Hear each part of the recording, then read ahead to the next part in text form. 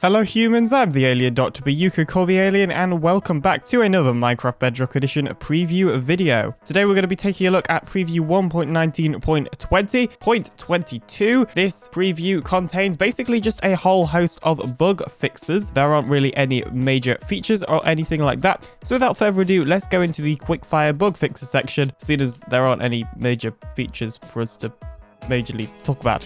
Yes.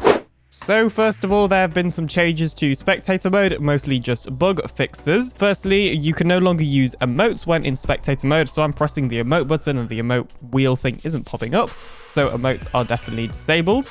As well as that, spectators' heads are now properly rendered as semi-transparent. So you can see there my head is semi-transparent, and I believe that's actually a fix for other accounts not seeing spectator heads as semi-transparent, I think. And as well as that, the character creator head items like hats, hoods, and helmets will also be rendered as semi-transparent if your skin uses one of those.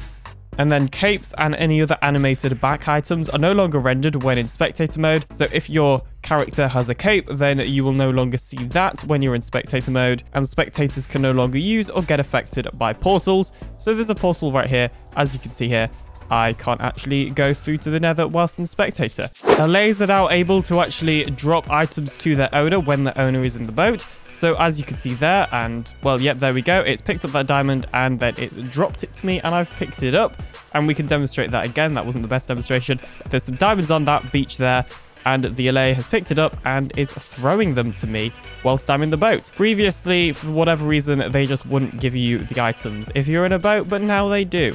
So bells can no longer get caught on fire or catch on fire or even get destroyed by fire. Previously, somehow, these things could actually get caught on fire and literally burn and be destroyed from the fire, so that no longer happens.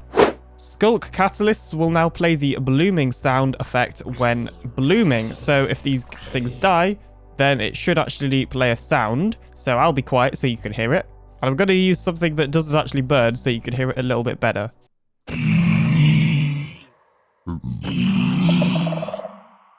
So it kind of sounds a little bit like a shrieker in a way, which I think is quite nice, but it's not like a proper shrieker sound. Either way, it's quite interesting. As well as this, the Skulk Catalyst won't actually get covered in Skulk Veins anymore if a mob actually dies on top of it. So you can see right here that tons of mobs are dying on top of this Catalyst, and as you can see there, it is not covering itself in Skulk. However, it's also not spreading the Skulk at all, which is strange. Actually, I think it did that time. Nope, it didn't, as you can see there. So yeah, that's kind of a little bit weird.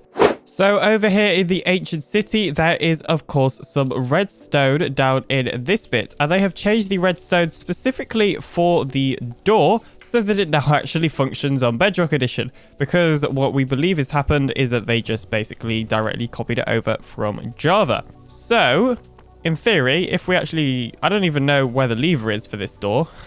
Okay, here's the lever. So I'm assuming if we unflick this, the door will actually function. Yep, there we go. As you can see right there, the door's actually opened. And yeah, previously, it seems that the redstone was designed for Java, or it just didn't function properly. So fireballs are actually even more deadly now in that they have had their JSON file entity slightly changed to include a couple of extra things. And to show you this, I'm going to show you the JSON file itself because it's much easier to visualize if you can see what's changed. So previously, it had the component for exploding. So basically, this means it would have explosion damage. And I believe that's also part of fire damage as well. So previously, the fireball would only actually damage you for the fire that it causes and also the explosion that it causes. However, now it will also damage you for it just being a projectile. So as you can see here, on impact, when it actually hits you, it will damage you by 6, but it does not give you any knockback, which is quite interesting. And that will, of course, trigger itself to explode. So both Allays and bees will no longer get stuck in full blocks. This mainly includes things like lanterns, but I'm sure it'll include other blocks. That's just the example used on the bug tracker. So the exact change in the way it's written in the changelog says that it's fixed a bug that causes witches to stop spawning. The witch hut structure is now set as a service spawner for witches. So what I believe this is saying is that witches now count as a surface spawn and are a part of the surface spawn mob cap, but I'm not 100% sure. In my opinion, that change isn't written super clearly. Looking at the bug report that it's linked to, it's basically saying that witches aren't spawning consistently enough and that it should make witch huts more challenging. by having them spawn more consistently. So I'm pretty sure around witch farms have actually gotten a buff. If you're not aware, this is actually the witch farm I have a tutorial on my channel, which you can go watch in my Minecraft Bedrock tutorials playlist. So the Ender Dragon can no longer destroy Crying Obsidian, Respawn Anchor, and then Light Deny allow border and jigsaw blocks. So basically the last few, a couple of blocks that you should only be able to get in creative, so the Ender Dragon can't destroy those, and then it also can't destroy Crying Obsidian and the Respawn Anchor. Lastly, there has been an update for account suspensions. This is just a fancy word for account banning, where basically suspended accounts could not play on local worlds or navigate the menus on Xbox platforms, and that bug has now been fixed. So what I'm understanding is there was a big uproar or whatever about people getting banned from single player. Apparently that was just a bug if it was only affecting Xbox, because that should no longer happen on Xbox platforms.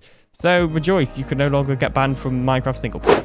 And that looks like it's it for today's Minecraft Bedrock Edition preview video. Thank you ever so much for watching. Feel free to like and subscribe today to join the Alien Empire. I'll see you in the next video coming very, very soon. Thanks to my supporters. Bye.